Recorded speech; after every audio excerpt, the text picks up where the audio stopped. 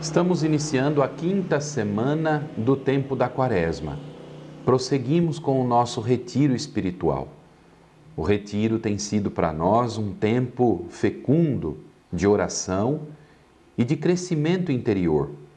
Nosso objetivo é chegar sempre a imitar mais Cristo, suas palavras e suas ações. Ter a vida em Cristo, viver nele e ele vivendo em nós. Cristo é nosso modelo, é nosso ideal. Nós o buscamos, seguimos seus passos, procuramos imitar o seu exemplo. A vida cristã consiste nisso, na imitação de Cristo. Imitando Cristo, crescemos nas virtudes. E ao longo de todo o nosso retiro, nós estamos justamente pedindo, suplicando a Deus a graça deste crescimento nas virtudes. Já percorremos as virtudes teologais, fé, esperança e caridade, e também a cada semana temos procurado aprofundar uma das virtudes assim chamadas cardeais.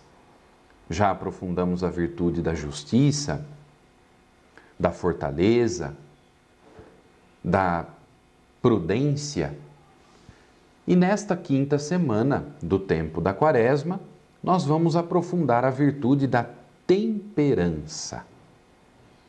A própria palavra já nos sugere temperança. Sugere qualquer coisa de temperar, de equilibrar. Temperar supõe uma medida. No fundo, a medida certa do nosso modo de agir em cada circunstância da vida, tendo Cristo como nosso modelo. Ao longo desta semana, então, vamos pedir que Deus nos dê a graça de sermos pessoas temperantes, de termos em nós essa virtude. Para a oração, como todos já estão percebendo, nós precisamos muito do silêncio. O silêncio exterior possibilita o silêncio interior, o recolhimento, a interiorização. O Espírito Santo nos habita, Deus nos habita, e é preciso que tenhamos os ouvidos bem atentos para ouvir o Senhor. Sem o silêncio, não conseguimos ouvir o que o Senhor tem a nos dizer. O silêncio nos abre à voz de Cristo. O silêncio é o exercício necessário para nós crescermos nas virtudes. E é uma exercitação. O silêncio nós aprendemos. Vivemos num mundo tão agitado, com tantas preocupações. Cada dia da nossa vida nos insere num turbilhão de coisas, não é? O trabalho, a família, as relações sociais, as preocupações, as ansiedades pelo dia seguinte. Muitas pessoas já sofrem hoje o que deverão viver amanhã. Nós vivemos sempre numa perspectiva de certa ansiedade no decurso dos nossos dias. O silêncio é um exercício que nós aprendemos à medida em que vamos pondo o pé no freio da nossa vida. É preciso dar tempo a Deus e fazer todas as coisas a partir de Deus. Deixar com que a palavra de Deus vá temperando o nosso dia a dia. O aprendizado do silêncio, eu gosto de dizer isso, nos purifica interiormente. O silêncio nos desintoxica dos barulhos, das agitações. Nos torna pessoas mais centradas, mais serenas e mais focadas naquilo que realmente é importante nós realizarmos. A pessoa que silencia é sábia. Ao silenciar, ela se coloca em atitude interior de discernimento de todas as coisas. É capaz de avaliar tudo para ficar com o que é bom. E a pessoa que silencia, em geral, faz boas escolhas. O silêncio, então, nos permite maior concentração em nós mesmos, mas, sobretudo, concentração na palavra de Deus, na pessoa de nosso Senhor Jesus Cristo. O crescimento nas virtudes supõe este silêncio. Eu poderia dizer que o silêncio é como a terra fértil, a terra adubada, da qual a semente da virtude brota. Se nós não silenciarmos, como poderemos discernir, por exemplo, para agir com justiça? Ter a virtude da fortaleza significa silenciar o ímpeto da violência, muitas vezes dentro de nós. Da mesma forma, o silêncio nos permite avaliar com prudência todas as coisas. O silêncio também nos permite temperar as nossas ações segundo a medida de Cristo. Silêncio é terreno fértil, adubado, onde a semente da virtude desabrocha, cresce dentro de nós. Muito bem, neste quinto domingo do tempo da Quaresma, nós somos chamados a meditar na liturgia o Evangelho de João, capítulo 8, versículos de 1 a 11. Esta passagem, bem conhecida de todos nós, nos relata o episódio de uma mulher pega em flagrante adultério. E esta mulher, justamente pelo seu delito de adultério, segundo a lei daquela época, estava na iminência de ser apedrejada em público. Jesus se aproxima, se depara com aquela situação. As autoridades da época, fariseus, mestres da lei, aproveitam a circunstância para colocar Jesus à prova e questionam Jesus. Esta mulher foi pega em flagrante adultério. A lei prescreve que ela seja apedrejada. O que dizes a respeito? E Jesus, então, exorta a todos os presentes a fazerem praticamente um exame de consciência. Quem não tiver pecado, atire a primeira pedra. O Evangelho diz que, a começar dos mais idosos, um a um, deixou o lugar, de tal maneira que ficou a sós Jesus e aquela mulher. Enquanto aqueles homens refletiam sobre si próprios, Jesus, agachado por terra, escrevia com o dedo no chão.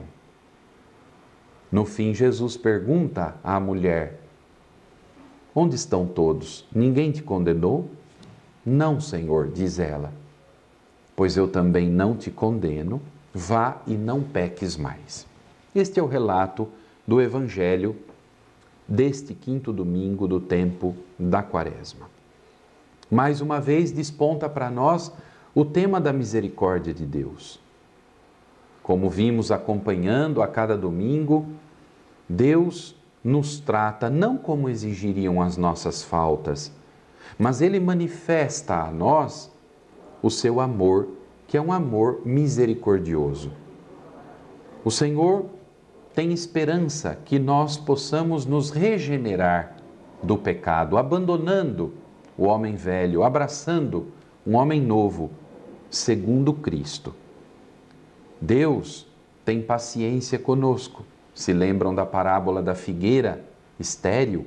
Ele cava a volta, põe adubo, na esperança de que possamos dar frutos.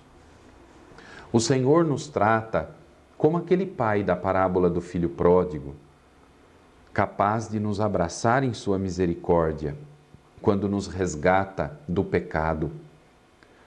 Da mesma forma como agiu com aquela mulher pega em flagrante adultério, o Senhor tem esperança de que nós possamos reiniciar a nossa vida. E só em Jesus Cristo, que faz novas todas as coisas, é possível abandonar o pecado e abraçar uma vida nova. O Evangelho, então, de modo particular, é um convite a nós analisarmos as nossas ações, nosso modo de agir. Aqueles que foram exortados por Jesus, quem não tiver pecado, atire a primeira pedra, foram chamados a um exame sério de consciência quanto ao modo de agir. Foram capazes de pôr o pé no freio de um ímpeto. A lei era um pretexto para extravasarem o ímpeto da violência. No fundo, aqueles homens, autoridades, que se consideravam muito sábios, lideranças do povo, julgavam-se melhores do que todos os outros. Queriam apedrejar aquela mulher, mas queriam também condenar Jesus. Pegavam em pedras, em primeiro lugar, para condenar o próximo e não olhavam para si próprios. O grande convite que Jesus nos faz é de nós sermos não pessoas superficiais, escravas dos ímpetos das nossas paixões desequilibradas, mas sermos pessoas profundas, capazes de analisar as próprias ações. Me vem à mente aquela outra passagem do Evangelho onde Jesus diz: por que olhas o cisco no olho do teu irmão e não enxergas a trave que existe no teu próprio olho?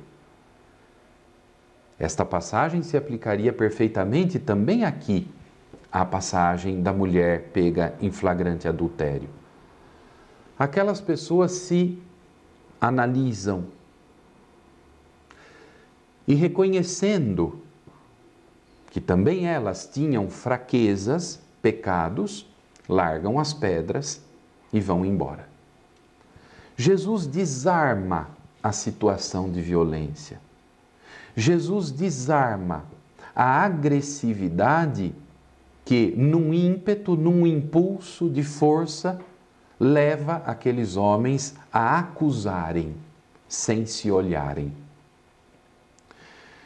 Pois bem, este trecho do Evangelho, então, nos chama à virtude da temperança.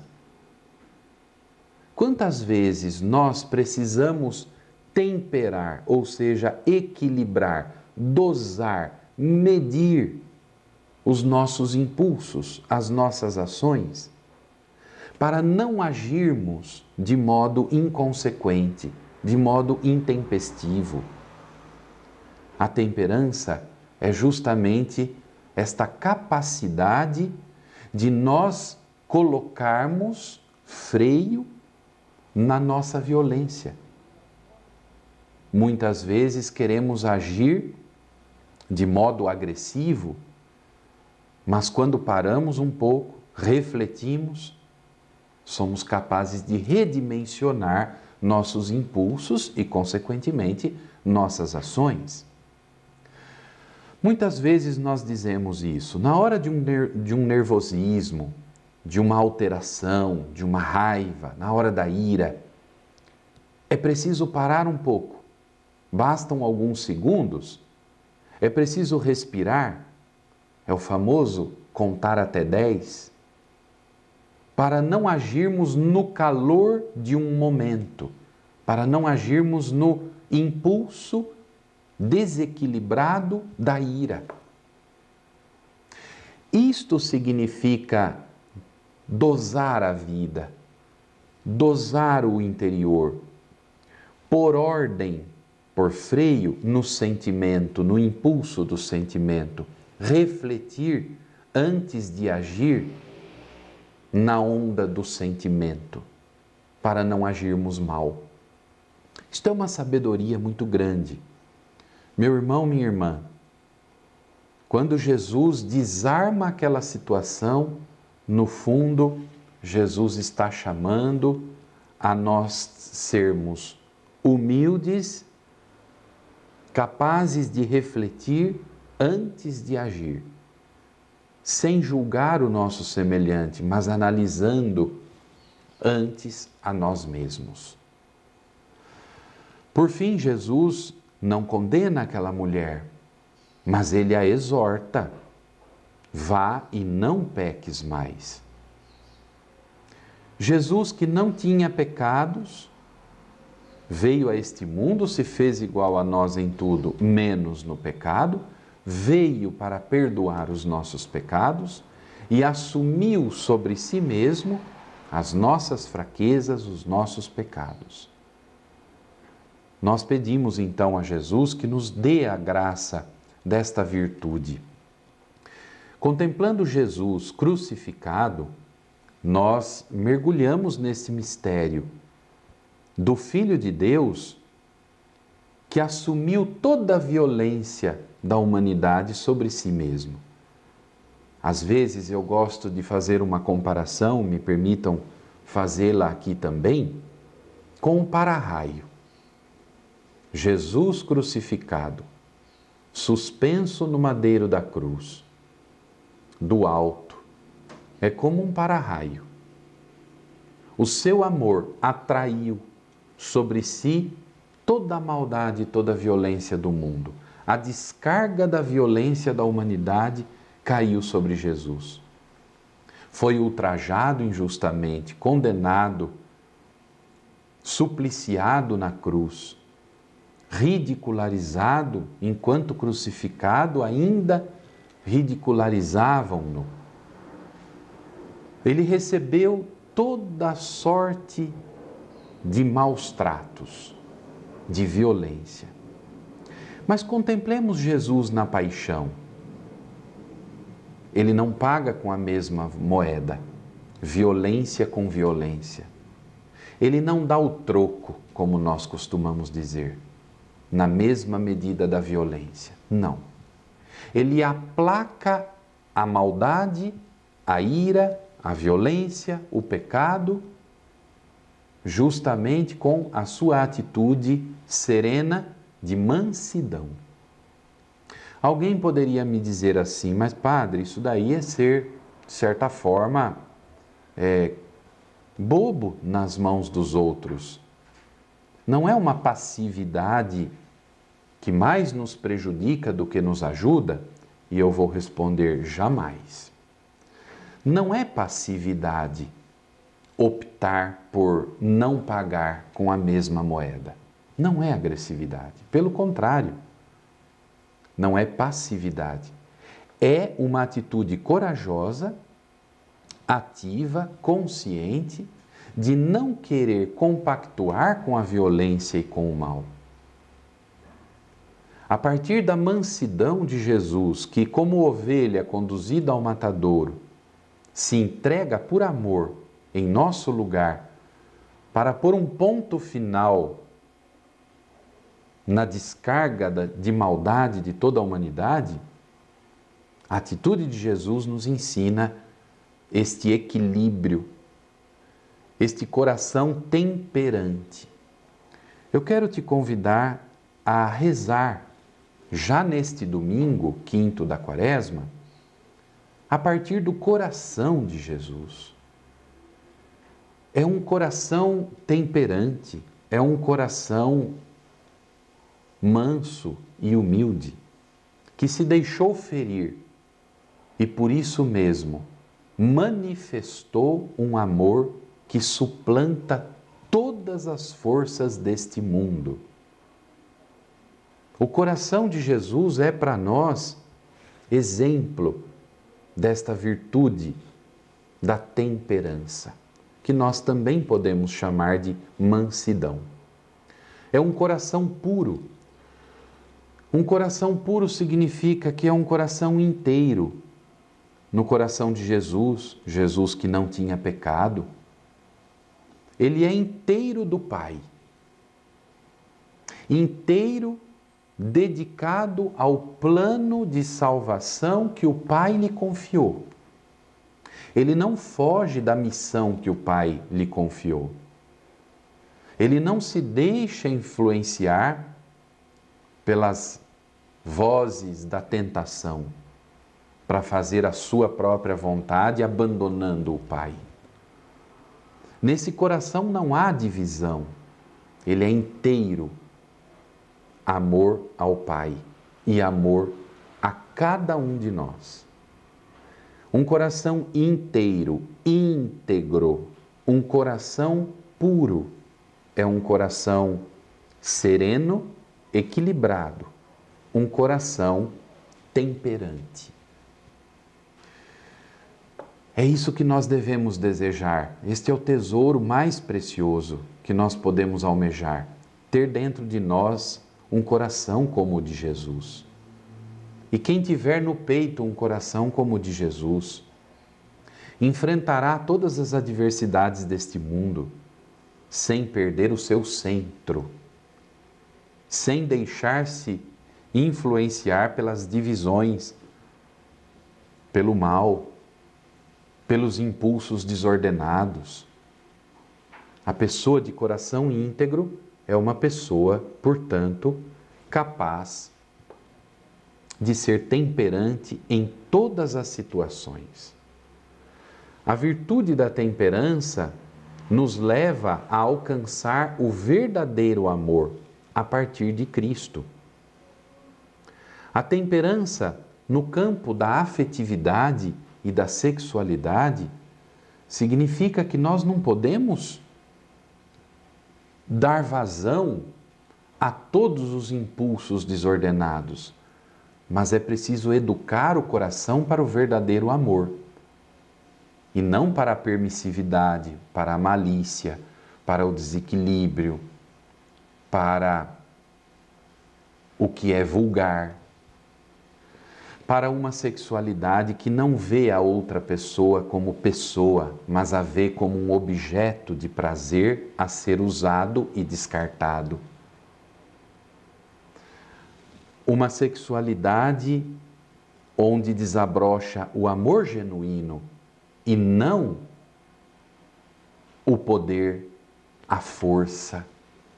E nós sabemos como muitas vezes no campo do afeto e da sexualidade, o ímpeto de poder e de força pode predominar. Educar o coração para ter a medida do amor segundo Cristo, isso é a temperança. Para alcançar um coração puro, que significa, repito, um coração inteiro, um coração íntegro, de um amor que não conhece divisão, de um amor que não é falsidade, que não se confunde com uma paixonite superficial, de um amor que não se confunde com a manipulação do outro, mas de um amor que é verdadeiro. A temperança, então, vai nos ajudar, se ela existir dentro de nós, vai nos ajudar a cultivar este verdadeiro amor, a termos a mansidão, a termos a paz. Vai nos ajudar a medir, a temperar todas as coisas a partir do amor de Cristo. A temperança nos educa para um coração puro, capaz do amor verdadeiro, total e livre a Deus e ao próximo. Então, procuremos imitar Jesus a partir do seu coração. Peça ao coração de Jesus a graça de crescer na virtude da temperança. Para terminar esta meditação, para nos ajudar na oração pessoal, eu trago também a figura da virtude da temperança pintada por Giotto. Eu tenho feito isso todas as semanas, vocês têm visto como esse artista pintou, não é? Representou simbolicamente todas estas virtudes. A virtude da temperança, sempre na capela degli Scrovegni, em Pádua, ele representou como uma mulher de pé, que segura numa mão uma espada, mas na outra mão ele mantém esta mesma espada amarrada.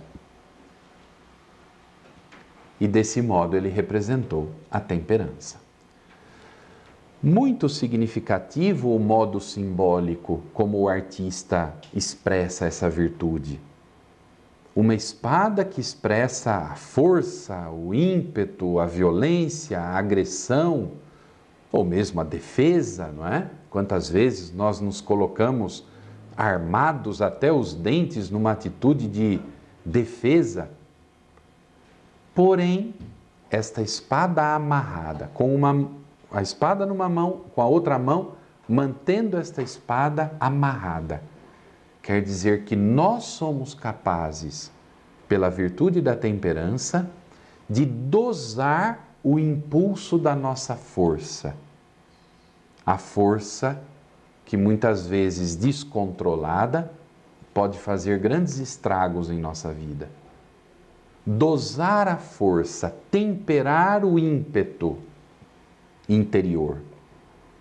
Eis aí como a virtude da temperança vai nos ajudar a termos serenidade e equilíbrio.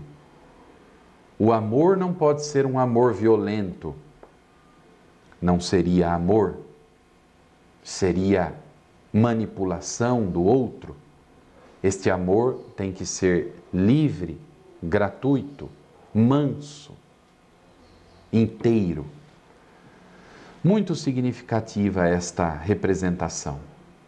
Meu irmão, minha irmã, desejo a você, neste domingo, uma oração de grande entrega, de profunda entrega, do próprio coração ao coração de Cristo. Peça a Ele que te dê um coração manso e humilde, que te dê a virtude da temperança. Nesta segunda-feira, da quinta semana do tempo da Quaresma, e também os próximos dias desta semana, nós seremos convidados a mergulhar mais a fundo no capítulo 8º do Evangelista São João. E aqui nós temos justamente o capítulo da passagem do Evangelho de ontem, da mulher pega em flagrante adultério. Depois que Jesus perdoa aquela mulher pecadora e faz com que os seus agressores dispersem, Jesus começa a passar por uma sucessão de questionamentos por parte dos fariseus, dos mestres da lei, das autoridades do povo daquela época. E procuram questionar sempre Jesus quanto à sua identidade. Eles não creem em Jesus e procuram um motivo para acusá-lo de delito. Percebam que são pessoas que ainda se colocam na defensiva, na atitude pouco profunda de autoanálise, mas uma atitude muito impetuosa de agressão para o outro. Nesse trecho do Evangelho de hoje, João 8, de 12 a 20, é exatamente a continuidade do Evangelho de ontem. Jesus começa dizendo: Eu sou a luz do mundo. Quem me segue não andará nas trevas, mas terá a luz da vida. Os fariseus dizem para Jesus: Tu dás testemunho de ti mesmo, portanto o teu testemunho não é válido. Eles querem colocar Jesus numa situação difícil, mas Jesus diz: o meu testemunho é válido, porque sei de onde venho e para onde vou. Sei de onde venho e para onde vou. E Jesus então manifesta a sua origem a partir do Pai. Comigo está o Pai que me enviou. Sei de onde venho, sei para onde vou.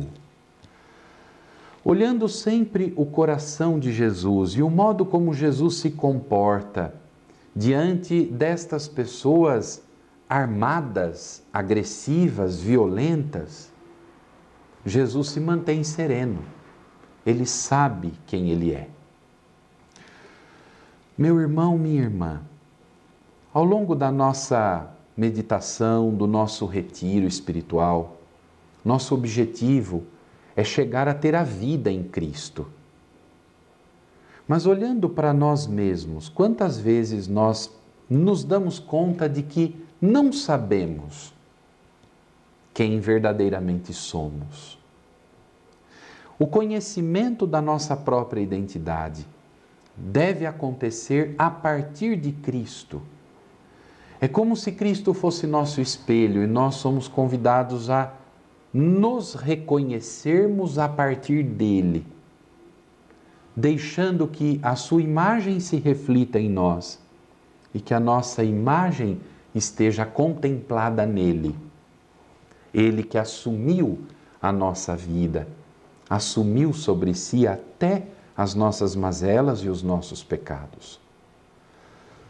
O autoconhecimento é fundamental para sermos uma pessoa centrada, equilibrada, temperante. Em outra palavra ainda, uma pessoa resolvida, uma pessoa integrada, que tem um coração íntegro, inteiro, e não marcado por divisões. Quantas pessoas divididas dentro delas mesmas vivem dramas profundos, dilemas profundos. A divisão gera em nós inquietação. E esta inquietação se manifesta em ansiedade, em violência, em medo, insegurança. Contemplemos Jesus e peçamos a graça de nos conhecermos a partir dele. Vejam a resposta que ele deu serenamente aos seus acusadores. Sei de onde vim, sei para onde vou. Você se conhece? Sabe quem você é? Quais são suas características a partir da sua interioridade? Quais são as suas fraquezas? Quais são os seus pecados? Sabe qual é a sua origem? Quando eu digo sua origem, sabe e se sente verdadeiramente criado e amado por Deus? Sabe que a sua história de amor a partir de Deus se entrelaça numa história humana, da geração humana a partir do seio de uma família? Quem é sua família? As origens de sua família. Luzes e sombras na história familiar, no desenvolvimento desde a infância. Alegrias, mas também tristezas. Grandes realizações, mas também traumas. Saber de onde viemos e saber para onde vamos. Quais são os seus anseios quanto ao amanhã? Quanto ao endereçamento da sua vida? Será que eu penso no amanhã a partir do que eu quero? Ou eu sou consciente de que caminho para Deus? Vim de Deus, para Deus vou voltar. E nesse intermédio é preciso que eu cresça na direção de Deus.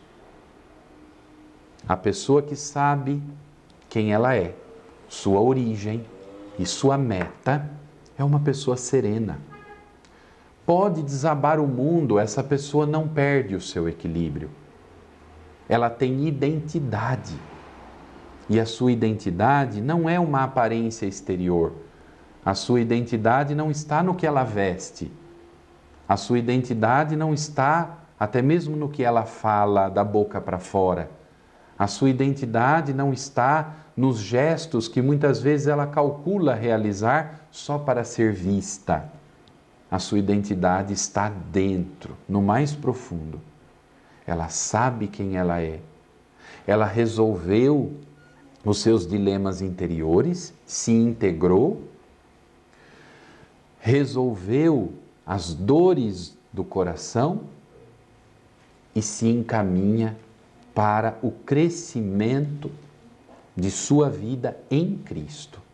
É uma pessoa que desenvolveu dentro de si a virtude da temperança. Aqueles fariseus viviam de aparência. Eles eram divididos no dilema de parecerem os únicos possuidores da verdade, enquanto escondem, na verdade, uma falsidade muito grande. Escondem também a hipocrisia no interior do coração.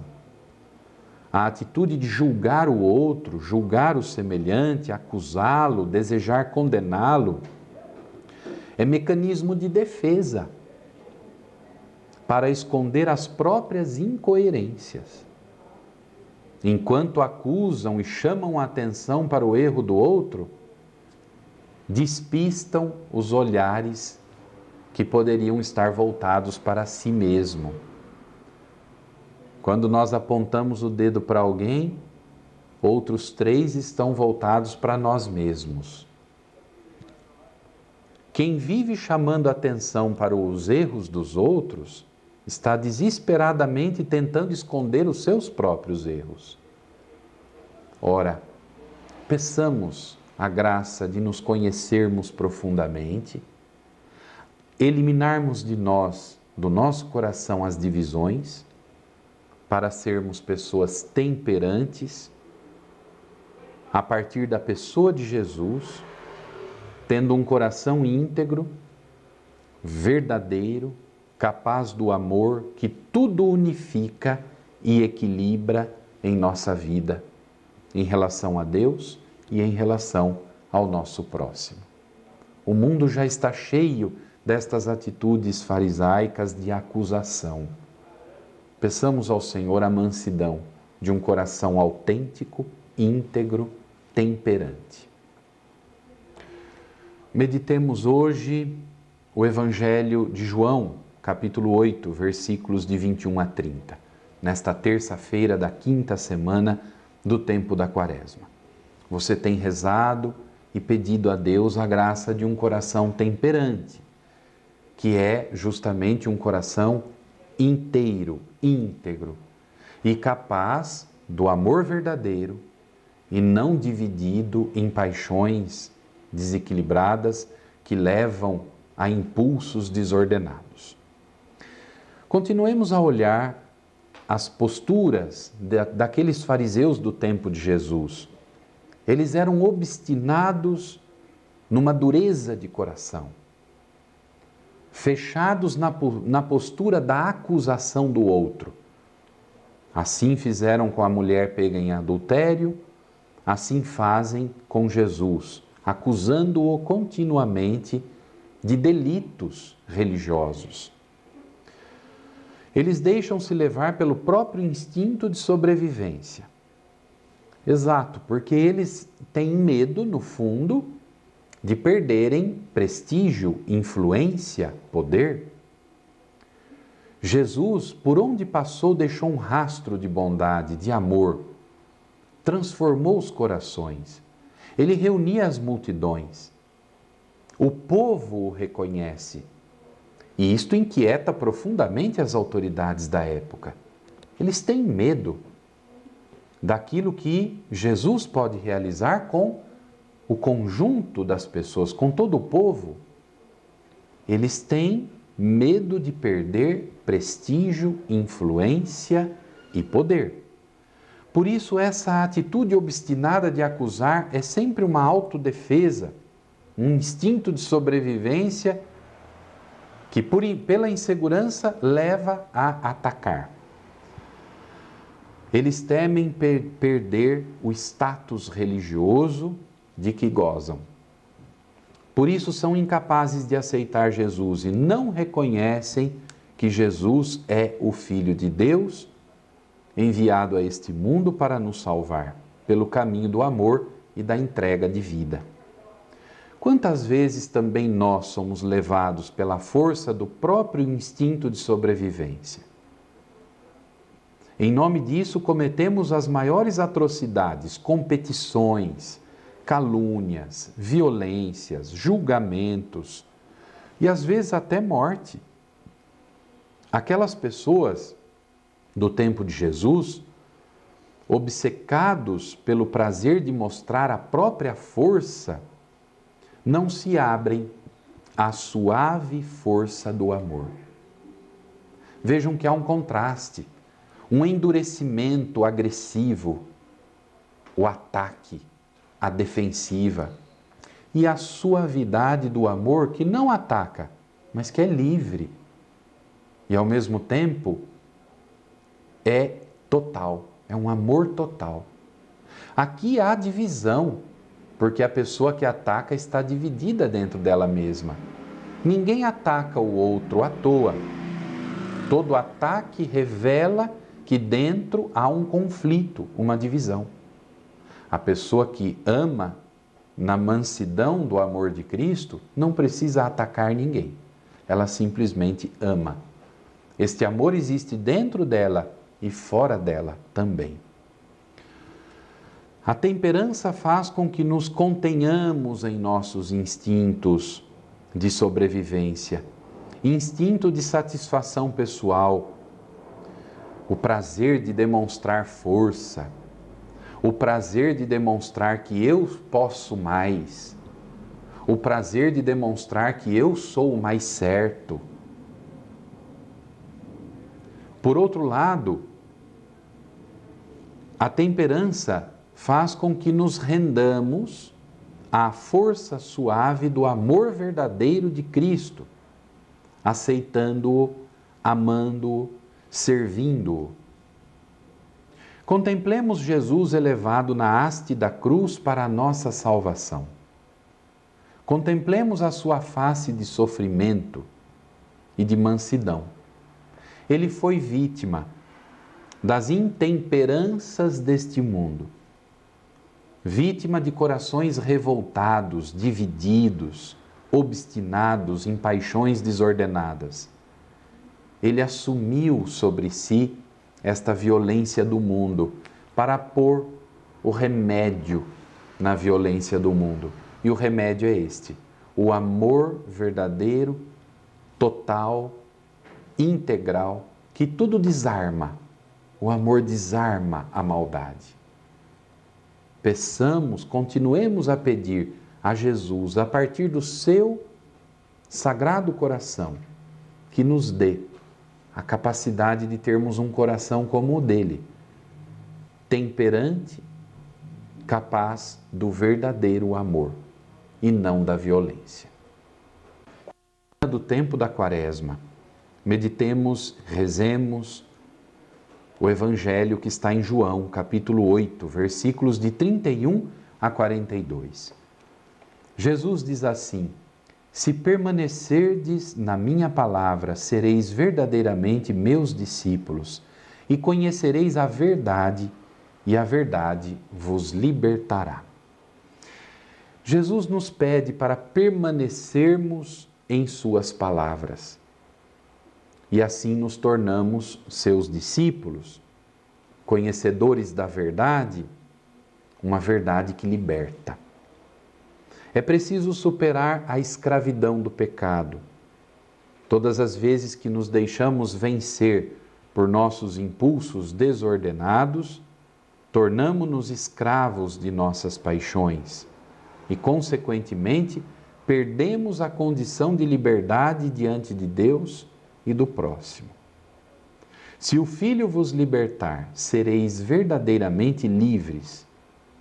Em nossa vida cristã, a liberdade nós a alcançamos quando nos dispomos a aceitar a palavra de Deus. Alguém poderia questionar, mas estranho isto, como que eu vou ser livre se eu abro mão da minha própria vontade para querer a vontade de Deus, a palavra de Deus? Não é contraditório? É livre alguém que abre mão de si para submeter-se à palavra de um outro? Segundo a lógica deste mundo, talvez digamos não. Para a lógica deste mundo, liberdade é você fazer o que você bem entende, segundo o seu pensamento, o seu modo de pensar e o seu querer. Fazer o que bem quer. Assim é definida a pessoa livre. Mas na vida cristã não é assim. Seguindo os passos de Jesus, tem a verdadeira liberdade, a liberdade interior, quem abre mão de si para querer a vontade de Deus, a palavra de Deus, que orienta, que nos dá a direção por onde devemos seguir, palavra que nos molda segundo Deus, na medida de Deus. Não é uma contradição, é um paradoxo da nossa vida cristã. Para ser livre é preciso obedecer à palavra de Deus. Mas quem descobriu esta liberdade sabe do que eu estou falando. Quando nós cumprimos com os mandamentos divinos, obedecemos aos mandamentos de Deus, estes mandamentos não são para nos prejudicar, mas são para nos fazer livres. Ao passo que quando nós nos fechamos em nós mesmos, em nossa maneira de pensar, em nossa própria vontade, nos tornamos escravos de nós mesmos, dos nossos caprichos. Ninguém na sua vida é autorreferencial. Não fomos feitos para viver sozinhos, mas para conviver. E na convivência, nós crescemos com o outro. Ajudamos o outro a crescer e somos ajudados também. A verdadeira liberdade, então, nós a conquistamos quando abrimos mão do egoísmo e aceitamos viver segundo a palavra de Deus, cumprindo a vontade de Deus em nossa vida. Obedecer aos ensinamentos de Cristo é caminho para a liberdade. A virtude da temperança nos leva à decisão de frear o impulso que leva à desordem do pecado e abraçar uma vida continente, uma vida moderada, uma vida sóbria, humilde e livre. Esse é o caminho de crescimento que devemos percorrer. Acolher a palavra de Deus, frear em nós o pecado e ter a vida em Cristo, na liberdade do amor verdadeiro e total. Trilhando esse caminho, poderemos então alcançar a liberdade interior. Mesmo se formos perseguidos, caluniados, condenados injustamente, mesmo se ocorrer um turbilhão de sofrimento, de problemas, nós nos manteremos serenos, porque conquistamos a liberdade interior. Pensemos sempre no coração de Jesus, este coração que foi ferido por nós.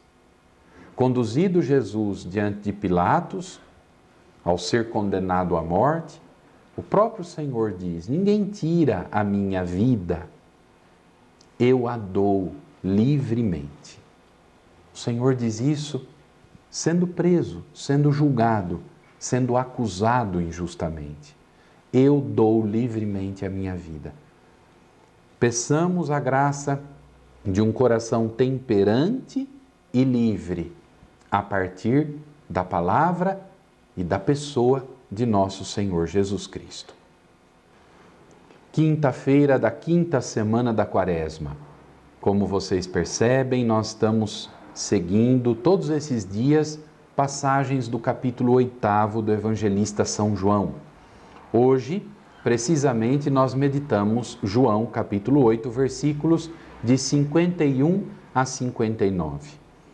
Dessa vez, aqueles fariseus que estão armados até os dentes contra Jesus, procuram motivo para acusá-lo e condená-lo, agora pegam em pedras contra Jesus. Lembremos-nos do que se passou com a mulher pega em flagrante adultério. Dessa vez, É contra Jesus que eles se voltam e desejam apedrejá-lo. Isto por quê? Porque Jesus manifesta a sua identidade. O seu testemunho é verdadeiro. Ele sabe de onde veio para onde vai. Ele veio do Pai. Ele está unido ao Pai. A sua identidade é identidade divina. Quem o acolhe, acolhe a palavra de Deus, tem a vida e conquista a liberdade. Todos esses temas estão perpassando o capítulo 8 de São João. Os fariseus ficam indignados porque Jesus afirma em suas palavras que todo aquele que o acolhe tem a vida eterna. Quem acolhe a sua palavra tem a vida eterna. Eles não admitem que Jesus chame a Deus de Pai. E desse modo manifestando a sua origem divina. Antes que Abraão existisse, eu sou, disse Jesus. Vocês se recordam que esta expressão, eu sou, é o nome de Deus, nome que Deus revelou para Moisés, lá no livro do Êxodo, capítulo 3.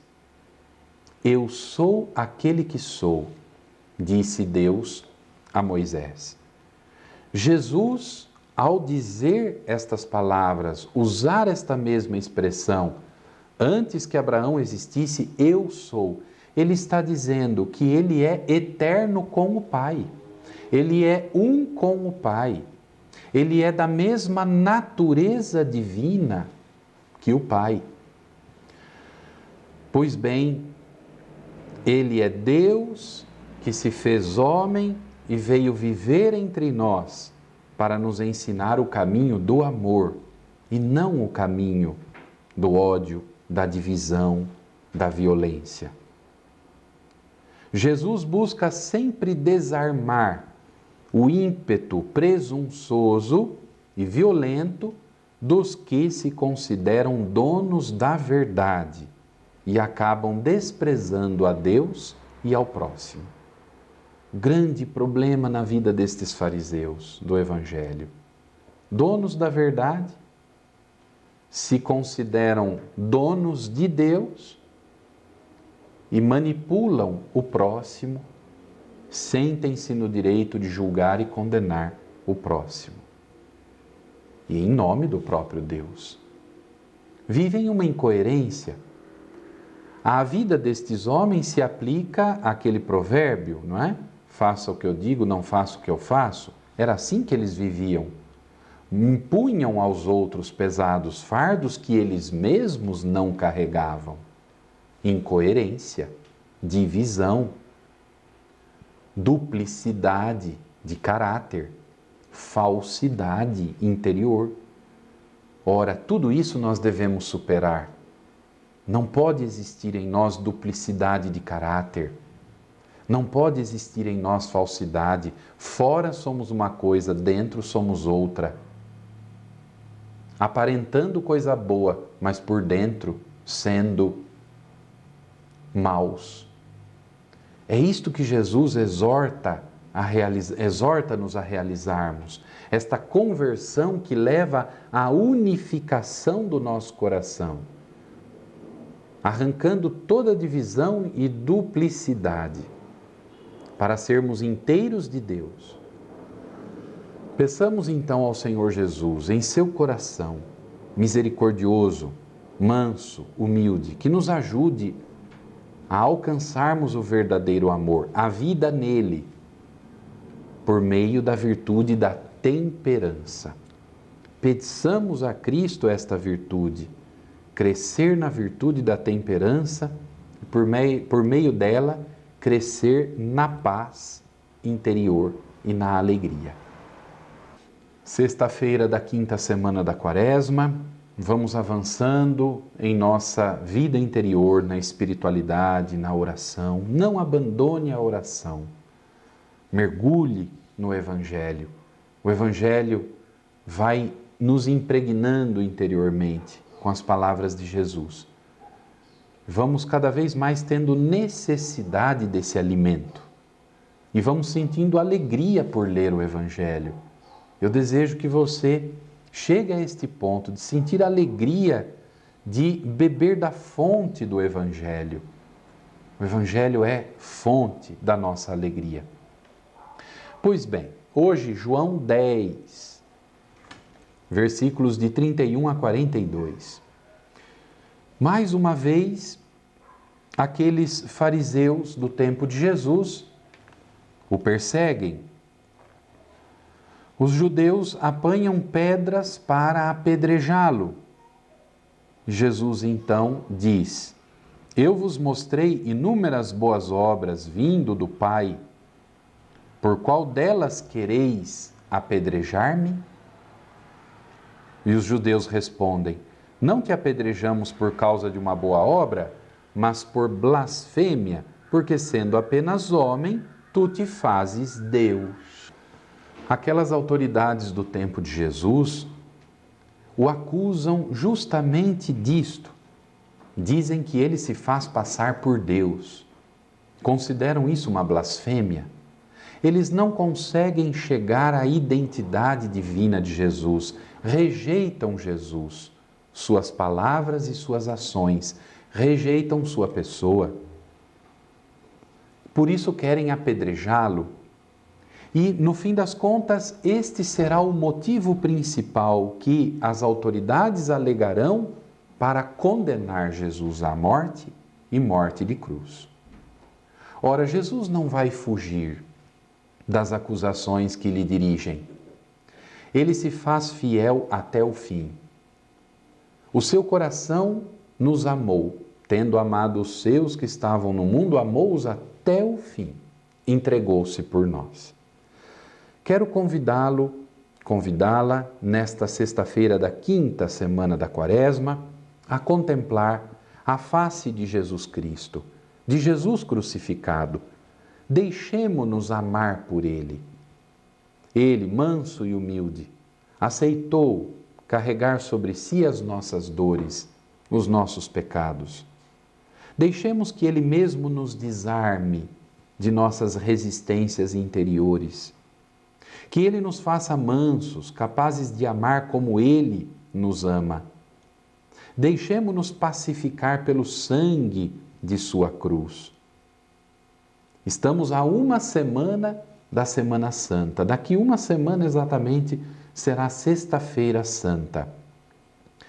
Mergulhemos corajosamente na contemplação do mistério máximo de amor de Cristo por nós.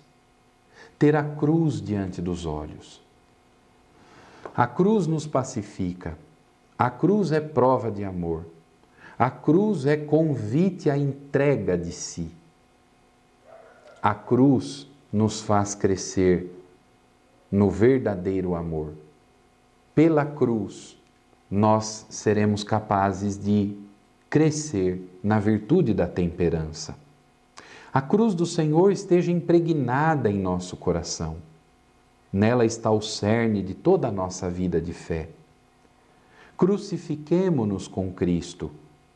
Crucifiquemos em Cristo nossas paixões desordenadas, nossos desequilíbrios de prazer e de poder. Seja a cruz mesma a nossa temperança.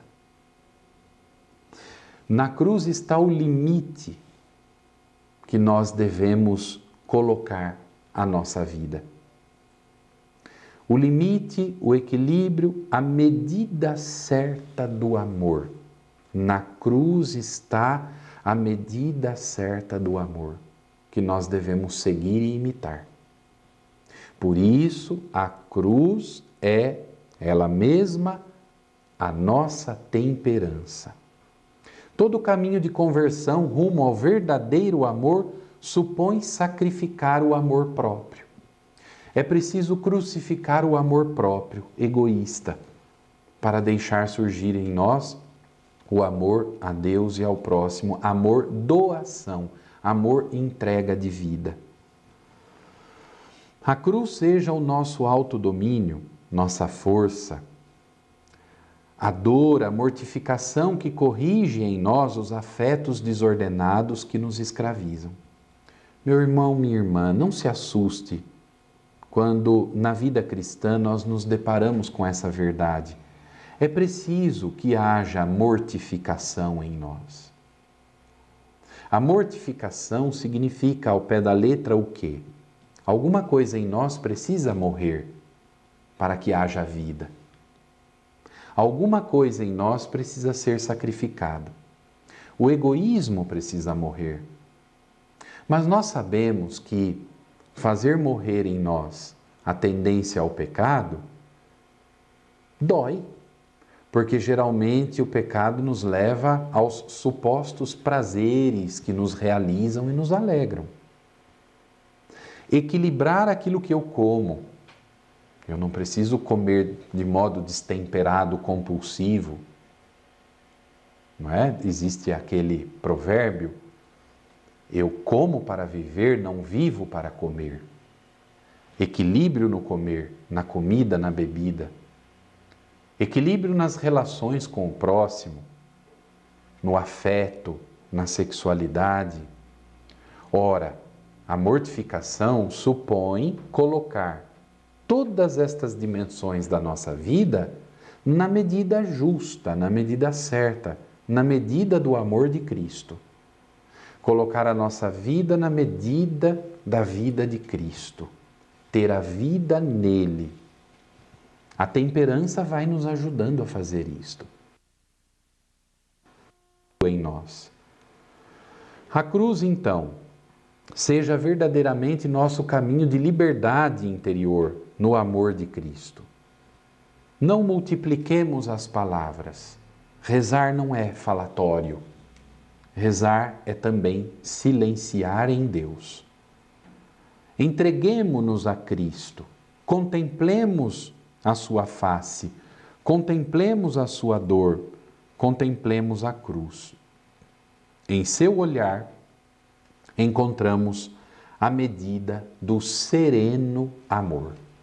Eu coloquei no nosso material de apoio para o retiro a imagem do crucifixo de São Damião e coloquei em destaque o rosto de Cristo crucificado com os seus olhos abertos, serenos, numa entrega amorosa por nós. Contemple o Cristo como aqui foi representado. Não se esqueça que esta cruz de São Damião, assim chamada, foi o crucifixo diante do qual Francisco de Assis rezou. E foi o crucifixo diante do qual aquele jovem de Assis se converteu e se tornou um apaixonado por Cristo. Deixou para trás todos os exageros de uma vida desenfreada, da sua juventude pregressa, e abraçou um caminho de amor e de alegria a partir de Cristo, Cristo crucificado e ressuscitado. Nós concluímos a 5ª semana do tempo da Quaresma, rezando com o Evangelho que está em João, capítulo 11, versículos de 45 a 56. Nós já vamos entrando na atmosfera tensa do ambiente dentro do qual Jesus foi condenado, preso e condenado à morte. O Evangelho nos traz esta passagem. Os chefes dos sacerdotes, os fariseus, reúnem o conselho e dizem: que faremos?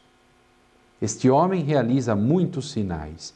Se o deixarmos assim, todos crerão nele e os romanos virão, destruindo o nosso lugar santo e a nação.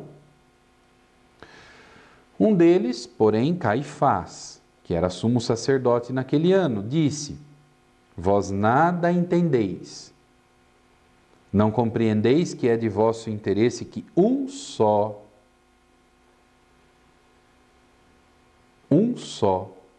homem morra pelo povo e não pereça a nação toda? É preferível que um só morra pela nação inteira, para que a nação inteira seja preservada. Pois bem, aqui nós entramos nesta atmosfera de tensão, de trama contra Jesus. Aqueles homens têm medo de perder o status, o poder, o prestígio. Eles sabem que todo o povo gosta de Jesus e acolhe Jesus. Aqui está o medo deles. Estão preocupados com a própria estabilidade. Não estão, na verdade, preocupados se os romanos iriam destruir o templo ou a nação. Estão preocupados com a própria estabilidade. Temem perecer caso o povo acredite mais em Jesus do que neles. Suas estruturas de poder e de prestígio poderiam ruir se todo o povo cresce em Jesus e nos sinais que Jesus realizava. As paixões desordenadas, o apego ao poder, também o apego ao prestígio, à fama, à vaidade da fama, cegam as autoridades do povo, a ponto de não medirem consequências quanto às ações arquitetadas para eliminar Jesus do meio deles. Eles não querem Jesus, eles querem a si próprios e a seus postos de estabilidade e comando. E Jesus não foge a esta rejeição, a esta perseguição. Ele tem a medida de tudo. Transparece-me na pessoa de Jesus, lendo estas passagens do Evangelho, que ele está seguro de si. Mas não no mau sentido desta expressão. A segurança interior está na sua total fidelidade ao Pai, ao plano do Pai, ao qual ele serve até o fim. Jesus tem a medida de tudo. E qual é essa medida? É o amor desmedido. O amor sem medidas. Se na vida cristã existe algo que possa ultrapassar em nós todas as medidas, é o amor segundo Cristo. Uma coisa em nós pode ser desmedido: o amor de Cristo. O resto tem que ter medida. Eu citei alguns exemplos ao longo desta semana, por exemplo, no comer e no beber. É preciso ter medida. Na relação com o próximo, é preciso ter medida. Nos impulsos da vontade, precisa pôr medida, precisa temperar, medida certa. Caso contrário, a gente se perde. Caso contrário, nos tornamos verdadeiramente um escape de paixões desordenadas. Tudo é preciso ter medida. E no equilíbrio encontramos o segredo da vida. Mas o amor de Cristo em nós não precisa ter medida. Este amor pode ser um amor sem medidas, um amor total. Tudo o resto exige temperança. E é o amor desmedido de Cristo a medida para todas as outras coisas. É preferível, então, a temperança a partir do mistério da cruz, do amor manifesto na cruz. O amor desmedido a nós mesmos é o pecado, é o egoísmo, é o descontrole, é a violência, é a ambição, o orgulho. Isso é o amor desmedido a nós mesmos. Mas o amor desmedido de Cristo em nós, o amor desmedido a Ele, isto é vida. Isto é vida. Temperança a partir do mistério da cruz, para que seja crucificado em nós o pecado e participemos do amor desmedido de Cristo. A vida cristã passa então por estas coordenadas da nossa interioridade. Percorremos esta semana pedindo ao Senhor a temperança, a graça de nós nos domarmos, colocarmos freios em nós mesmos, sobretudo nos ímpetos do pecado, para sermos livres interiormente, amarmos de verdade na medida como Cristo nos amou, um amor desmedido.